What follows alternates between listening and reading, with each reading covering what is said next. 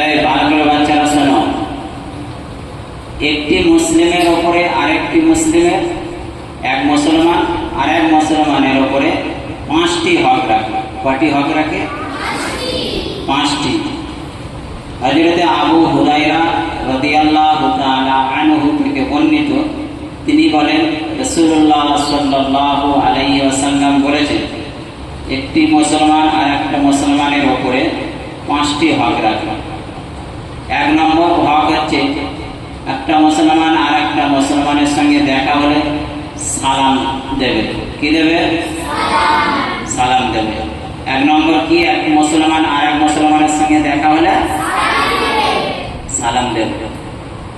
2 নম্বর হচ্ছে, এক মুসলমান যদি দাওয়াত দেয়, দাওয়াত করে, তাহলে সেই দাওয়াত গ্রহণ করা, এটা হলো সুন্নাত, মুসলমানের হক। 2 নম্বর কি?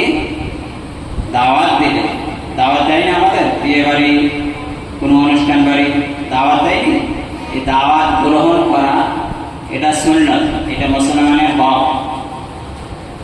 3 নম্বর হচ্ছে, কোনো মুসলমান যদি পরামর্শ চায়, কোনো মুসলমান হয়তো পরামর্শ চায়, পরামর্শ বলতে হয়তো কিছু একটা আইডিয়া চাচ্ছে যে তুমি আমাকে বলো, তাকে সৎ উপদেশ দিতে হয়। ভালো কাজ, সৎ কাজের উপদেশ দিতে হয়, কোনো খারাপ উপদেশ দেবে না, ভালো উপদেশ দেওয়া, এটা মুসলমানের হক। 4 নম্বর হচ্ছে, কোনো মুসলমান যদি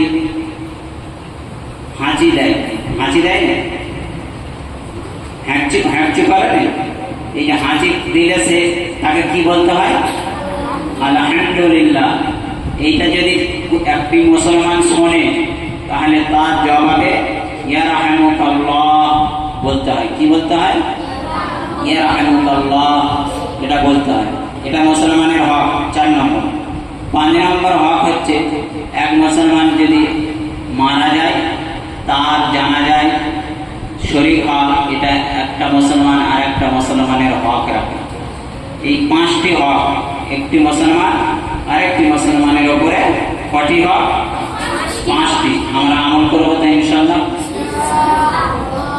আল্লাহ পাক রব্বুল আলামিন আমাদের সকলকে কবুল করুন।